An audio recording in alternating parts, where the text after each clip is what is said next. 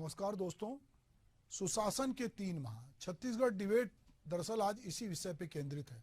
वैसे किसी सरकार के कार्यकाल के लिए 3 माह कोई अवधि नहीं होती है, क्योंकि एक सरकार को हम 5 साल के लिए चुनते हैं और वो सरकार जो अपना घोषणा पत्र बनाती है, जो अपना एजेंडा तय करती है, जो अपना संकल्प पत्र बनाती है, तो ये उम्मीद करती है कि वो 5 साल में उसको पूरा करेगी। कई बार 5 साल होने पर भी वो जो घोषणा पत्र है वो पूरा नहीं होता, और जब वो जनता के बीच जाती है तो उसकी अपनी जवाबदेही होती है, लोग उससे सवाल पूछते हैं।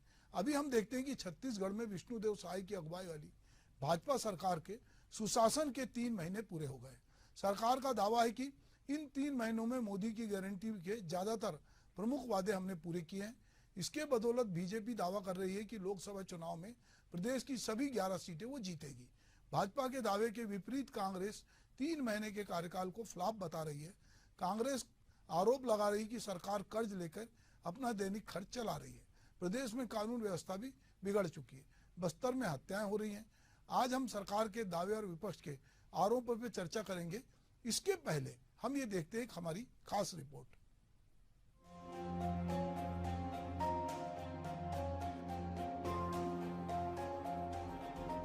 सरकार की उपलब्धियों और कामकाज को लेकर भाजपा के प्रदेश सह प्रभारी नितिन नवीन का कहना है कि मुख्यमंत्री विष्णुदेव साय ने वादा पूरा किया है। प्रदेश भाजपा अध्यक्ष किरण सिंह देव ने कहा कि मोदी की गारंटी को पूरा करते हुए पीएम आवास योजना से लोगों को पक्के मकान की व्यवस्था की गई। इसके अलावा किसानों को 2 साल का रुका बोनस का भुगतान, महतारी वंदन योजना के तहत महिलाओं को प्रति माह 1000 रुपए खाते में ट्रांसफर किया। किसानों के धान की खरीदी 3100 रुपए और आदिवासियों को तेंदुपत्ता का दाम प्रति मानक बोरा 5500 रुपए देना शुरू किया गया है। साथ ही रामलला के दर्शन की योजना भी शुरू की गई है। सीएम विष्णुदेव साय ने कहा कि 3 महीनों में बड़ा काम हमने किया, हमारी सरकार ने भी गारंटी को पूरा किया। भारतीय जनता पार्टी में इस बात को कही रखी गई थी विधानसभा चुनाव के दरमियान कि जब तक आदरणीय प्रधानमंत्री जी नरेंद्र मोदी जी की गारंटी की जो महत्वपूर्ण योजना है गरीब परिवार को आवास देने का, मुख्यमंत्री जी का ये कहना था कि जब तक मैं उनको आवास का निर्णय नहीं कर देता, उनके आवास के काम चालू नहीं करा देता, तब तक मैं अपने मुख्यमंत्री आवास में नहीं जाऊंगा। इस काम को उन्होंने पूरा किया है पहले ही, और उसके बाद प्रधानमंत्री जी की गारंटी की योजना हो, चाहे हमारे भारतीय जनता पार्टी के चुनाव के समय की जो हमारी घोषणा थी, महत्वपूर्ण 4 घोषणाओं पर स्वीकृति प्रदान, सिर्फ स्वीकृति प्रदान नहीं हुई और उस पर निश्चित रूप से हितग्राहियों के खाते में पैसा चला गया। कांग्रेस का आरोप है कि 3 महीनों में मोदी की गारंटी तो पूरी नहीं हुई। बहुत से महतारी और किसानों को योजना की राशि नहीं मिल पाई है। लोगों में असंतोष है। सरकार जो कह रही है कर नहीं पा रही। 3 महीने का कार्यकाल फ्लॉप रहा है। कर्ज लेकर अपना दैनिक खर्च सरकार चला रही है। प्रदेश में कानून व्यवस्था भी बिगड़ चुकी है। बस्तर में तो आए दिन हत्याएं हो रही हैं।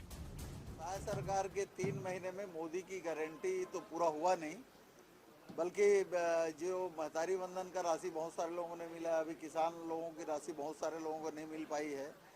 तो लोगों में असंतोष तो है कि सरकार जो कहती है वो कर नहीं पा रही है।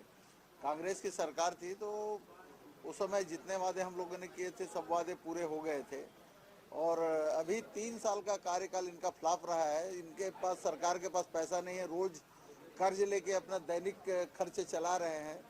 तो आज सरकार की स्थिति उतनी अच्छी नहीं है। अब कानून व्यवस्था की स्थिति बहुत खराब हो चुकी है। जगह जगह चाकूबाजी हो रही है, बस्तर में हत्याएं हो रही है, नक्सली घटनाएं बढ़ गई है। तो ये साय सरकार के 3 महीने के कार्यकाल जो सबसे खराब कार्यकाल रहा। प्रदेश की भाजपा सरकार अपने 3 महीने की उपलब्धियों को लेकर आत्मविश्वास से लबरेज है। विष्णुदेव साय सरकार 3 महीने में ताबड़तोड़ मोदी के गारंटियों को पूरा कर जनता का विश्वास जीतने का प्रयास कर रही है। हालांकि कांग्रेस भाजपा सरकार के दावे को खोखला बता रही है। कांग्रेस का मानना है कि प्रदेश के लोग भाजपा से नाराज हैं।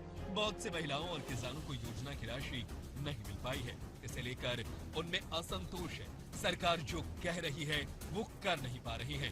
किसके दावे में कितना दम है ये तो जनता तय करेगी। एशियन न्यूज के लिए रायपुर से शशिकांत साहू की रिपोर्ट। तो हम एक बात कर रहे थे कि छत्तीसगढ़ की जो सरकार है उसको अभी 3 महीने हुए हैं, विष्णुदेव साय की सरकार है, तो सुशासन के 3 माह। दरअसल भाजपा ये कहती है कि हमने बनाया हम ही संवारेंगे। छत्तीसगढ़ राज्य के उत्पत्ति में हम जाते हैं तो अटल बिहारी वाजपेयी की ये घोषणा थी कि हम छोटे राज्य बनाएंगे, और छत्तीसगढ़ राज्य उसी जब राज्य 3 बने थे तो उसमें छत्तीसगढ़ बना था। तो ये नारा अब फलीभूत होता दिखता है जब भाजपा ये कहती है कि हम ही ने बनाया हम संवारेंगे। पर संवारने के नाम पर क्या कुछ हो रहा है। भाजपा का दावा है कि जो मोदी की गारंटी है उसमें से 80% काम हमने पूरे कर दिए, 20% भी हम जल्दी पूरे कर देंगे। पर कांग्रेस जो है वो इन दावों को खोखला बता रही है और कह रही है कि जिस नारी वंदन योजना से ये चुनाव में बहुत बड़ी बड़ी बात करके आए थे, वो नारियों में 70 लाख औरतों को ही इसमें पात्र माना गया, बाकियों को छोड़ दिया गया। ऐसे ये कह रहे हैं कि अभी इनको जुम्मा 4 दिन नहीं हुए और इतना बड़ा कर्जा ले लिया। ये बहुत सारी बातें कांग्रेस कह रही है, इधर बीजेपी अपनी उपलब्धि गिना रही है। और बीजेपी ये मानती है कि जो भूपेश बघेल की सरकार थी उस समय यहाँ बहुत अराजकता का माहौल था, और अब जब विष्णुदेव की सरकार आई है तो सुशासन लेकर हम आ रहे हैं। हम इसी विषय पे बात कर रहे हैं। हमारे साथ स्टूडियो में 2 प्रवक्ता मौजूद हैं। परेश बागबाहरा जी भाजपा के, मैं उनका स्वागत करता हूँ। नमस्कार परेश जी। कांग्रेस की ओर से हमारे साथ रवि ग्वालानी जी हैं, मैं उनका भी स्वागत करता हूँ। तो हम सबसे पहले, चूंकि उपलब्धि भाजपा की है, सुशासन भाजपा का है, भाजपा कह रही हमने बनाया हम ही संवारेंगे, राज्य बने तो 3 साल शुरू में, चूंकि उधर दिग्विजय सिंह की सरकार थी और उसके 5 साल बाकी थे, तो 3 साल यहाँ पे छत्तीसगढ़ में अजीत जोगी को मिले। उसके बाद भाजपा 15 साल रही, उसके बाद भूपेश बघेल की सरकार 5 साल आई, और अभी भाजपा की सरकार विष्णुदेव साय के नेतृत्व में 3 महीने उसको हुए हैं। पहली बार ऐसा हुआ है कि छत्तीसगढ़ में देश का कोई आदिवासी समुदाय से आने वाला, जिसके आदिवासी होने पर किसी प्रकार का कोई विवाद नहीं है, जो उसी परंपरा से आता है, विष्णुदेव साय मुखिया बने हैं और बहुत सारे दिग्गजों को पीछे छोड़कर मुखिया बने हैं, और वो सरकार चला रहे हैं जिसमें मोदी की गारंटी सबसे ऊपर है। तो मैं परेश भाई आपसे जानना चाहूँगा कि आपकी सरकार है और आप कह रहे हैं कि हम सुशासन लेके आ रहे हैं, तो वो, और इस सुशासन में बहुत सारी घटनाएं भी घट रही हैं, तो किस तरह का सुशासन आपकी कल्पना में है और किस तरह की उपलब्धि आप भाजपा की 3 महीनों में देखते हैं? देखिए, जैसे कि आपने सब्जेक्ट ही रखा है कि साय सरकार का 3 महीने का सुशासन, वास्तव में सुशासन आया है। ये निश्चित रूप से यहाँ की पूरे प्रदेश की 3 करोड़ जनता इस बात को महसूस कर रही है। लगभग 20,000 करोड़ रुपया पिछले 3 महीने में यहाँ के छत्तीसगढ़ वासियों को दिया गया, यहाँ के किसानों को दिया गया, यहाँ के महतारियों को, यहाँ की माता बहनों को दिया गया है। और महतारी वंदन योजना के अंतर्गत जो बातें कही गई थी कि हम 1,000 रुपया प्रति महतारी हम देंगे, उसमें लगभग 68 लाख महतारियों को इसका फ़ायदा मिला है। जो लोग छूट गए हैं किसी कारण से, वो सारे लोगों को कलेक्टर के अध्यक्षता में सारी जगह एक कमेटी बनाई गई है, ऑनलाइन पोर्टल भी रखा गया है। कोई भी महतारी इस योजना के लाभ से नहीं छूटेगी। ये मोदी की गारंटी है, इसको पूरी शिद्दत के साथ इसको पूरा किया जाएगा।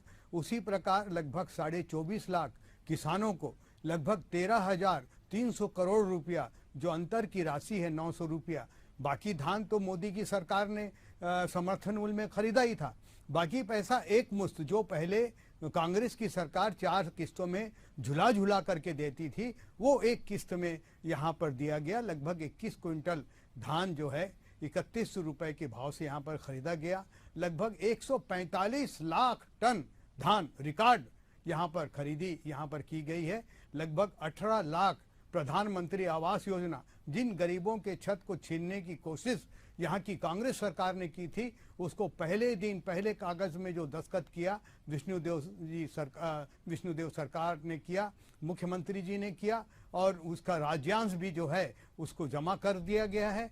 इसी प्रकार लगभग 57 लाख गरीबों को यहाँ पर 5 साल तक 5 किलो प्रति व्यक्ति मुफ्त में यहाँ पर राशन दिया जाएगा। 50 लाख परिवार घरों में नल कनेक्शन वहाँ पहुँचाया जाएगा, ताकि हमारी माताएं बहनों को बाहर जा कर के नल से या कुएं में जा कर के पानी भरने की समस्या ना हो। इस प्रकार से सभी प्रकार की जो योजनाएं हैं, केंद्र सरकार की योजनाओं को भी पूरे शिद्दत से यहाँ पर लागू किया जा रहा है, चाहे वो उज्ज्वला योजना है, चाहे वो अन्य योजनाएं हैं, सारी योजनाओं को ठीक यहाँ है। पर लागू किया जा रहा है। ठीक है परेश जी, आपने बताया कि डबल इंजन की सरकार है और केंद्र की योजनाओं को भी यहाँ पे लागू किया जा रहा है, राज्य की योजनाएं भी आपने गिनाई। रवि ग्वालानी जी, आपका मानना यह है या आपके जो कांग्रेस के साथी हैं उनका मानना यह है कि जो विष्णुदेव की सरकार है उसने 3 महीने में ऐसा कोई परफॉर्म नहीं किया है, या उसकी उपलब्धि ये नहीं है, या कोई सुशासन नहीं है, और भाजपा कह रही कि हमने बहुत सारे काम किए हैं। तो ये क्या वजह है कि आपको ऐसा लगता है कि जो विष्णुदेव साय की सरकार है वो जनता के, मतलब भले ही 3 महीने का कार्यकाल कम होता है, फिर भी आपको प्रारंभिक रूप से ये लग रहा है कि ये जनता की जिस तरह की अपेक्षाएं थी, जो महिलाओं को जिस तरह की अपेक्षा थी, या कानून व्यवस्था को लेकर जिस तरह की बातचीत थी, चुनाव के पहले भाजपा जिस तरह के दावे कर रही थी, ये सारी चीजें अब 3 महीने में उस तरह से नहीं दिख रही है, या भविष्य में आपको लगता है कि उस तरह से ये फलीभूत नहीं होगी? देखिए, आपने एक बात बिल्कुल सही कही कि 3 महीना किसी भी चीज को जज करने के लिए समय कम है। 5 वर्ष की सरकार रहती है तो थोड़ा समय बीते तो और ज्यादा अच्छे से समझ में आएगा। लेकिन ये बात क्यों उठ रही है कि 3 महीने में सरकार विफल हो गई? उसका सबसे बड़ा कारण है कि यहाँ पर जो नक्सल गतिविधियां 5 वर्षों में कांग्रेस के समय में पूरी तरीके से कंट्रोल पर आ गई थी, बहुत घटनाएं कम हो गई थी, लेकिन आप देखिए पिछले 3 वर्षों में चरम पर है। ऐसा कोई हफ्ता नहीं है, ऐसा कोई दिन नहीं है जब हम बस्तर क्षेत्र से नक्सल समस्या के बारे में नहीं सुन रहे हैं। विष्णुदेव सरकार, अच्छी बात है, नई नई सरकार आई है, नए नए मुख्यमंत्री हैं, आदिवासी समाज से आते हैं, हम स्वागत करते हैं, लेकिन हर निर्णय दिल्ली से हो रहा है, हर चीज हाईकमांड पर जा रही है। एक व्यक्ति, एक मंत्री अपना निज सचिव या अपना ओएसडी अपनी मर्जी से नहीं रख पा रहा है। जो भी डिसीजन हो रहे हैं, इनके आप किसी भी नेताओं से बात कर लीजिए, सब कह रहे हैं कि सारे फैसले दिल्ली जा रहे हैं, दिल्ली से हो रहे हैं। लेट लतीफी हो रही है, जो त्वरित फैसले लिए जाने चाहिए वो नहीं ले रहे हैं। भाजपा की सरकार बड़े बड़े वादे करके आई कि हम 3100 रुपए में धान खरीदी करेंगे। आज ये पीठ थपथपा रहे हैं कि हमने 3100 रुपए में धान खरीदी की। मुझे बड़ी खुशी हो रही है ये बात कहते हुए कि आज अगर जनता के पास ये पैसे पहुंच रहे हैं तो इस योजना के पीछे अगर किसी को श्रेय दिया जाना चाहिए तो भूपेश बघेल जी को। 2500 रुपए में कांग्रेस पार्टी ने कहा था हम धान खरीदी करेंगे। भारतीय जनता पार्टी तो पिछले सरकार में बोनस तक नहीं दे पाई थी, वो पिछली सरकार का बोनस भी अभी देने की कोशिश कर रही है, वो भी पूरा नहीं दी है। और इन लोग अब क्या कह रहे हैं, अंतर की राशि हमने डायरेक्ट उनके अकाउंट में दे दी जो पहले झुला झुला के दिया जाता था।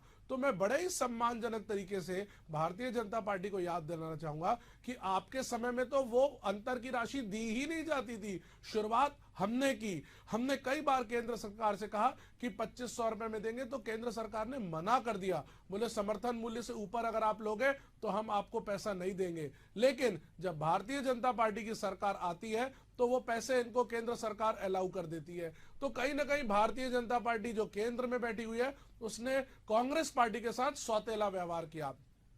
मैं दूसरी बात महिलाओं की कहना चाहूंगा। इन लोगों ने कहा कि हम महतारी वंदन योजना में हर विवाहित महिला को 1000 रुपए देंगे। अच्छी बात है, सरकार बनी, देना चाहिए, लेकिन हुआ क्या?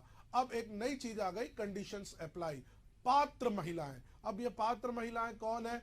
जिनका इन लोगों ने एक 10 प्रकार की कंडीशन डाल दी कि ये चीजें अगर आपकी होंगी तो आप पात्र महिलाओं की कैटेगरी में नहीं आएंगी। जब आपने शुरू में योजना घोषणा पत्र में लाई, आप अपना संकल्प पत्र उठा करके देख लीजिए, कहीं भी आपने पात्रता की बात नहीं की थी। आपने कहा था हर विवाहित महिला को। जब हर विवाहित महिला की बात हुई थी तो ये पात्र शब्द, ये 10 प्रकार की कंडीशंस क्यों लाई गई? ये तो सीधा सीधा दिखा रहा है कि जब आप आए तब सिर्फ सत्ता पाने के लिए जो घोषणा करना है कर दो, लेकिन सत्ता आ जाने के बाद आपकी पूरी कथनी करनी में फर्क आ गया। तीसरी बात मैं कहना चाहूंगा, पिछले 5 वर्षों में ऐसी कोई डिबेट नहीं थी, ऐसा कोई मंच नहीं था, ऐसी कोई जगह नहीं थी जहां पर भारतीय जनता पार्टी ने कांग्रेस को यह कोसा कि आप कर्जा ले रहे हैं। वित्त मंत्री जी अभी बने हैं ओपी चौधरी जी, उन्होंने आपने बजट में लिखाया लगभग 22,000 करोड़ रुपए का कर्ज इस वर्ष भारतीय जनता पार्टी की सरकार लेगी। आप मुझे बताएं कि जो आप हमको ये कहते थे कि कर्ज हम ले रहे हैं, आज आपकी सरकार पहले ही बजट में 22,000 करोड़ रुपए के कर्जे की बात कर रही है। ये किस प्रकार का आपका मैनेजमेंट है? आपको तो साबित करना चाहिए था कि हम कर्जा नहीं लेंगे। क्यों लिए? अगर कर्ज लेना गलत था, आप लोग जिसके लिए हमेशा हमको कोसते रहे कि कांग्रेस पार्टी कर्जा ले रही है, कांग्रेस पार्टी कर्जा ले रही है, आप लोगों ने न जाने 1947 से लेकर के कितने आंकड़े निकाल लिए थे। अब क्या हुआ? जब सत्ता आई तब आपको चीजें बदल गई। भारतीय जनता पार्टी सिर्फ वोट पाने के लिए लोक लुभावन वादे करके सत्ता पे तो आ गई, लेकिन जब सत्ता मिली है तो इन्हें समझ में आ गया है कि तो रवि भाई रवि भाई मेरा एक सवाल आपसे है कि जब कांग्रेस ने सत्ता छोड़ी और भाजपा ने सत्ता ली, तो ऐसी क्या मजबूरी थी कि पहले ही महीने भाजपा को कर्जा लेना पड़ा? क्या इसका ये मतलब है कि आपने जब सत्ता से आप वापस गए तो आपने खजाने में कोई पैसा नहीं छोड़ा था? देखिए, अगर ये बात सच है कि हमने खजाने नहीं छोड़े थे, तो आप मुझे ये बताएं कि जब 15 वर्ष भारतीय जनता पार्टी की सरकार थी तो क्या इन्होंने कर्जा नहीं लिया? क्या केंद्र की सरकार जो वर्तमान में बैठी हुई है, आप आंकड़े उठा लीजिए, क्या ये लोग कर्जा नहीं ले रहे हैं? ये लोग कर्जा ले रहे हैं तो सही, हम कर्ज ले रहे हैं तो गलत।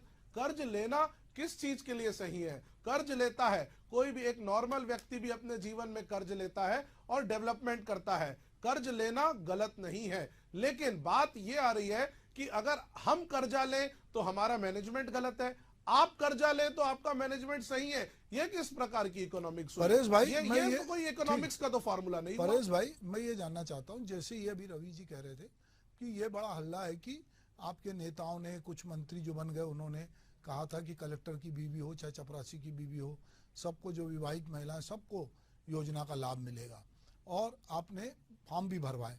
पर बाद में जब योजना का प्रारूप आया और उसमें बहुत सारी शर्तें डाली गई, तो जो इस राज्य की 1.25 करोड़ महिलाएं, उसमें से 70 लाख महिला ही जो है इसमें लाभान्वित होती नजर आ रही हैं। एक आरोप ये लगता है। दूसरा ये कहा जाता है कि बस्तर में नक्सलाइट गतिविधियां बढ़ी हैं और उस पर आपका कोई नियंत्रण नहीं है। तीसरा ये कहा जाता है कि शहरों में भी गुंडागर्दी बढ़ी है, या फिर जो एक स्वच्छंद या साफ सुथरा एक निर्भीक जीवन लोग जी रहे थे शहरी क्षेत्र में, जहां पर देर रात तक भी दुकानें खुली रहती थी, 2 बजे तक भी लोग आ जा सकते थे। जो लोग कामकाजी देर रात तक काम करते हैं, उनके खाने पीने की, और जो धंधे पानी में लगे उनके लिए भी परिवार के साथ 10 बजे के बाद घर से बाहर निकलने की सुविधा थी। अब आप कानून व्यवस्था के नाम पर दुकानें बंद करा रहे हैं। आप आदिवासी क्षेत्र में जिस तरह का नक्सलवाद बढ़ रहा है उसको नहीं रोक पा रहे हैं। महतारी वंदन में आपने जो वादा किया था उसको पूरा नहीं कर रहे हैं। मोदी की जिन गारंटी की बात आप कर रहे हैं, उस गारंटी में आप पूरा तो कर रहे हैं क्योंकि आपको लोकसभा चुनाव में जाना है, पर कांग्रेस का आरोप है कि आप इन गारंटी को आधा अधूरा पूरा कर रहे हैं। देखिए, ऐसा है मिश्रा साहब कि इन्होंने पिछले चुनाव में जन घोषणा पत्र जारी किया था जी। उस जन घोषणा पत्र में इन्होंने कहा था कि हर महिला को हम 500 रुपये महीना देंगे, जबकि इन्होंने 1 रुपया भी किसी भी महिला को नहीं दिया। उसके साथ साथ इन्होंने कहा था कि हम शराबबंदी लागू करेंगे, इन्होंने शराबबंदी लागू नहीं किया। इन्होंने कहा था कि जितने स्व सहायता समूह हैं उन लोगों का हम कर्ज माफ करेंगे, इन्होंने कोई कर्ज माफ नहीं किया। उल्टा जो शराबबंदी की जगह कोरोना में जहां दवा नहीं पहुंचती थी, वहां पर घर पहुंच शराब पहुंचाने का काम इन लोगों ने किया। तो इस तरीके से, और उस समय इतनी लूटपाट इन लोगों ने की, जब ये यहाँ से गए तो खजाने से लगभग 50,000 करोड़ रुपए का घोटाला इन लोगों ने किया, चाहे वो शराबबंदी के नाम से हो, चाहे कोयला के लेवी का मामला हो, चाहे वो चावल घोटाले का मामला हो, चाहे वो रेत घोटाले का मामला हो, चाहे डीएमएफ फंड का घोटाले का मामला हो। ये सारे घोटालों ने पूरे प्रदेश की आर्थिक स्थिति पूरे तरीके से जर्जर कर दी। और जिस तरीके से यहाँ पर थाने बिकते थे, जिस प्रकार से एसपी लोगों का यहाँ पर पोस्टिंग होता था, जितने पैसे लेके कलेक्टरों को यहाँ पर अलग अलग मलाईदार जो जिले दिए जाते थे, उसके कारण से एक कल्चर यहाँ पर का खराब हो गया और दूर दूर अलग अलग प्रदेश के गुंडे असामाजिक तत्व यहाँ पर लाके बसाए गए। अब जब यहाँ पर एक अच्छी सरकार आई है जो कानून के हिसाब से राज करना चाहती है, तो ये गुंडे जाते बिराते जो है कुछ न कुछ वारदात करके यहाँ से जा रहे हैं। आप देखिएगा कि आने वाले 3-4 महीने में जिस तरीके से लगातार एसपी की, डीआईजी की और तेजी की, सब तरफ ट्रांसफर, ये वो सब चीजें चल रही हैं, ये पूरे सुशासन की तरफ ले जाने की दिशा में ये सारे काम चल रहे हैं। और इसमें जहां तक मैं समझता हूँ कुछ तबादले तो चुनाव आयोग की वजह से भी हो रहे हैं कि जो आदमी एक जगह में 3 साल से अधिक समय से जमा हुआ है उसको भी प्रशासनिक मजबूरी के तहत, चूंकि चुनाव आता है तो ये बात का रिव्यू होता है कि यहाँ पर कौन लोग कितने समय से जमे, वो तबादले हो रहे हैं। पर ठीक है कि प्रशासन में कसावट, जब कोई सरकार आती है तो वो प्रशासन में कसावट लाती है और ब्यूरोक्रेसी का तबादला करती है ताकि वो ये बता सके कि हमारा शासन है, हमारे शासन में हम जैसा चाहेंगे आपको उस तरह से काम करना पड़ेगा, हमारी जो प्राथमिकता है वो काम हम करेंगे। पर ये 3 सालों में जिस तरह से कांग्रेस आप पे आरोप लगा रही है और कह रही कि भाजपा जो है वो सारे निर्णय के लिए यहाँ का जो नेतृत्व है वो दिल्ली की तरफ देखता है और चुनाव भी मोदी जी की गारंटी पे लड़ा जा रहा है। ये सारा चुनाव चेहरा मोदी जी का है, जगह जगह होर्डिंग मोदी जी के लगे हैं, मोदी की गारंटी की बात हो रही है। मोदी के नाम पर मोदी जी ने यह भी कहा है अपने भाषणों में कि ये चुनाव जो है पार्टी के कमल निशान पे जो लड़ा जा रहा है इसमें कैंडिडेट उतना महत्वपूर्ण नहीं है जितना पार्टी महत्वपूर्ण है, और इसलिए उन्होंने 400 पार का नारा भी दिया है। तो आपको लगता है कि जो छत्तीसगढ़ की 11 सीटें हैं वो 11 की 11 सीटें ये सुशासन वाली व्यवस्था विष्णुदेव साई की सरकार जो काम कर रही है वो 11 की 11 सीटें आप जीतेंगे? देखिए, ये जो चुनाव हो रहा है, विधानसभा का चुनाव का अलग मतलब होता है, लोकसभा के चुनाव का एक अलग मतलब होता है। जो लोकसभा का चुनाव हो रहा है निश्चित रूप से डबल इंजन की सरकार को ध्यान में रख करके मतदाता वोट देगा, लेकिन वो पहले वोट देगा आदरणीय नरेंद्र मोदी जी के जो 10 साल का शासन चला है, जिस तरीके से उन्होंने सारे देश की कायाकल्प की है, जिस तरीके से पूरा यहाँ पर जिस प्रकार की आर्थिक स्थिति, जर्जर स्थिति इनको मिली थी, लगभग 12 लाख करोड़ के घोटाले के बाद 2014 के समय माननीय मोदी जी यहाँ पर आके बैठे थे और आज जो अर्थव्यवस्था जो है जो 10वें नंबर में उस समय थी, आज वो लगभग 5वें नंबर पे आके खड़ी है। और जिस तरीके से कोरोना को हैंडल किया गया, जिस तरीके से वैक्सीन यहाँ पर बनाया गया और भी जो गरीब कल्याण योजना के अंतर्गत लगभग 80 करोड़ लोगों को मुफ्त में राशन दिया गया, ऐसे बहुत अनेकों काम हैं। आप चंद्रयान के माध्यम से आज हम चंद्रमा तक पहुंच गए हैं। जो बेसिक इंफ्रास्ट्रक्चर की ज़रूरत होती है, चाहे घर घर नल पहुंचाने की बात हो,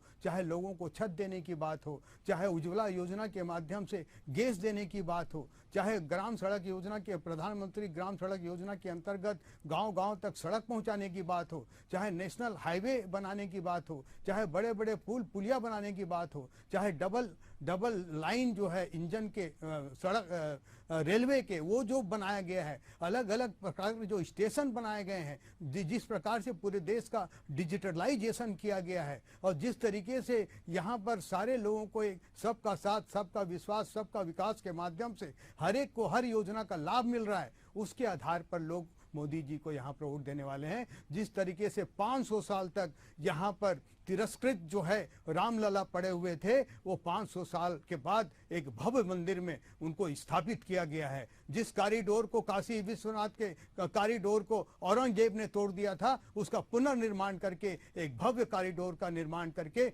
यहाँ के लोगों का आत्मविश्वास बढ़ाया गया है। सिर्फ विकास से चीजें नहीं होती है, बल्कि देश के लोगों का आत्मविश्वास भी मजबूत होता है, उससे देश आगे बढ़ता है। अगला चुनाव जो है वो सिर्फ एक 5 साल का चुनाव नहीं है, बल्कि ये चुनाव आने वाले 25 साल के बाद जो 2047 में जो विकसित भारत का सपना है मोदी जी का, वहां तक पहुंचने वाला ये सफर का पड़ाव है। इस कारण से मुझे पूरा विश्वास है कि इस बार के चुनाव में भी सब लोग यहाँ के जो हम आदरणीय हमारे मतदाता हैं, 3 करोड़ जो मतदाता हैं, मोदी जी को जरूर आशीर्वाद देंगे और निश्चित रूप से कमल छाप के झोली में जो है पूरी 11 की 11 सीट देंगे, ये हमारा पूरा विश्वास है। रवि भाई, भाजपा के मंसूबे बहुत बड़े हैं और मंसूबे बड़े होने से वो लगातार ये कह रहे हैं कि हम कांग्रेस मुक्त भारत करेंगे।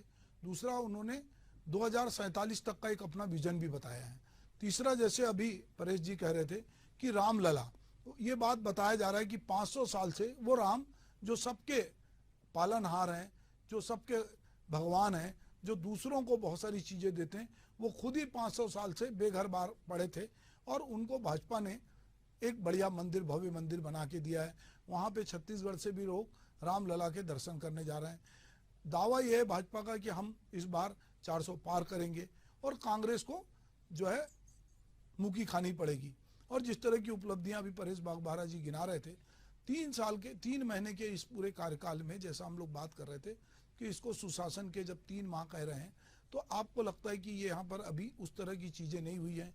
यहाँ से 3 ट्रेनें भी रामलला के दर्शन के लिए जा रही हैं। जो हिंदू मन है वो आह्लादित है, उसको अच्छा लगता है कि हमारी देश में हमारे ईश्वर के लिए एक बहुत भव्य मंदिर बना, सरकारें भी उस ओर जा रही हैं, सनातन की बात हो रही है, बहुत सारे एजेंडे पे बात हो रही है, डेवलपमेंट की बात हो रही है, जो परेश जी कह रहे हैं। तो आप इस पूरी चीज़ को भाजपा की बढ़त के रूप में देखते हैं, उपलब्धि के रूप में देखते हैं, या लगता है कि ये थोड़ा सा मीडिया मैजिक है, या ये लोग इस तरह से परसेप्शन बना रहे हैं कि भाजपा है तो ही मोदी है तो मुमकिन है, या मोदी की गारंटी से ये संभव है? बहुत बेहतरीन बात कही आपने मिश्रा जी। जी, इन लोग मोदी मैजिक मीडिया के थ्रू खेल रहे हैं। ये बड़ी बड़ी बात कर रहे हैं विकास की। 140 करोड़ की हमारी देश की जनसंख्या है और आज भी हम 81 करोड़ लोगों को चावल दे रहे हैं, मुफ्त का राशन दे रहे हैं। 60% से ज्यादा आबादी हमारी आज भी गरीबी रेखा के नीचे है और हम विकसित भारत की बात कर रहे हैं। आज के समय में आप पेट्रोल देखिए, 100 रुपए क्रॉस कर गया। 10 साल पहले ये पेट्रोल 34-35 रुपए था। आज ये बड़ी बड़ी बात कर रहे थे सिलेंडर की, 1200 रुपए आज सिलेंडर हो चुका है। कांग्रेस ने जब इनको सरकार दी थी, यूपीए की सरकार, तब 400 रुपए के अंदर का सिलेंडर था। आप एक एक करके सारी चीजें उठा लीजिए, सब एक एक देखते जाइए, 3 गुना से ज्यादा रेट हो गए हैं। महंगाई कंट्रोल के बाहर है, बेरोजगारी कंट्रोल के बाहर है। आज के समय में ये लोग कह रहे हैं हम विकास कर रहे हैं, रेलवे आगे बढ़ रही है। आप चल के मेरे साथ स्टेशन चलिए, आप वहां से कूली लोगों की कूली की स्थिति पूछिए कि कूलियों से कि आप लोगों का जीवन कैसे चल रहा है, वो बता देंगे। आप स्टेशन मास्टर से चल के पूछ लीजिए कि अगर एक शहर से 100 ट्रेनों की क्रॉसिंग है तो उसमें कितनी ट्रेनें टाइम पर चल रही है, आपको पता चल जाएगा। 10% ट्रेनें भी टाइम पे नहीं चल रही है।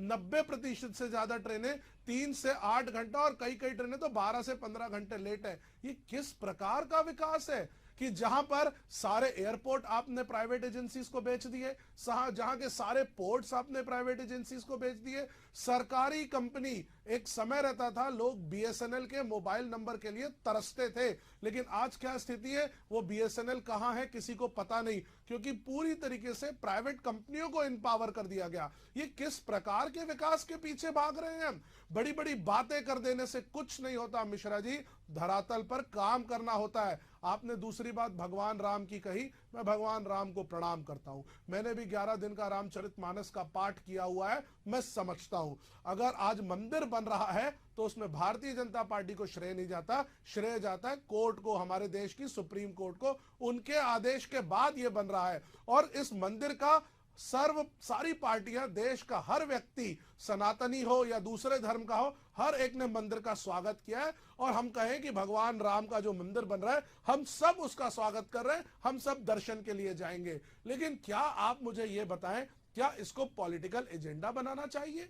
हमें बात ये करनी चाहिए कि कहां पर कोयला ठीक से नहीं पहुंच रहा है, उस पर बात करें। कैसे बिजली का उत्पादन ठीक कर लिया जाए, आज ये बड़ी बड़ी बात कर रहे हैं। आप देखिए, एक समय ऐसा आ गया था कि 3 दिन का कोयला हमारे देश में बचा था, सारी की सारी ट्रेनें रद्द करनी पड़ गई, हर सारी पैसेंजर ट्रेनों को रोक दिया गया और यह बोल दिया गया कि पहले कोयले को ट्रांसफर करेंगे।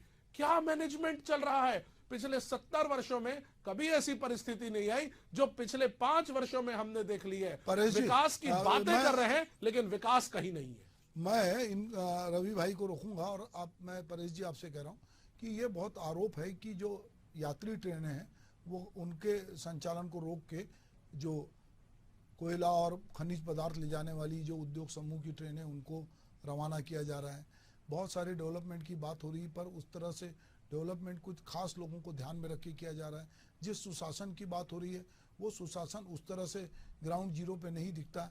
ये आरोप कांग्रेस खास करके विपक्षी पार्टी है वो लगा रही है। आपने बहुत सारी उपलब्धि गिनाई, मैं आपसे जानना चाहता हूं कि अगर मैं कहूं कि ये सुशासन को 3 महीने के सुशासन को बहुत संक्षेप में आप किस तरह से देखते हैं, और खास करके विष्णुदेव साय की सरकार को? देखिए, एक तो ये सरकार बहुत ही विनम्र सरकार है जी। मुख्यमंत्री जी बहुत विनम्र हैं, बहुत सादगी से रहते हैं और पिछले 3 महीने में किसी प्रकार का भ्रष्टाचार का आरोप इस सरकार के ऊपर नहीं लगा है। जी। जबकि पिछली सरकार जो थी पहले दिन से ही अपनी तिजोरी भरने में लग गई थी। इनके कई मंत्रियों ने बाहर के जो सामुदायिक भवन है उसमें कब्जा किया, उसमें करोड़ों रुपए खर्च किया, ऐशो आराम की जिंदगी जी रहे थे। महादेव ऐप के नाम से यहाँ पर का युवा जो है सट्टे में उनको सबको लगा गया था। प्लेसमेंट के नाम से बिहार और यूपी के लोगों को लाके यहाँ पर गुंडागर्दी बढ़ाई जा रही थी।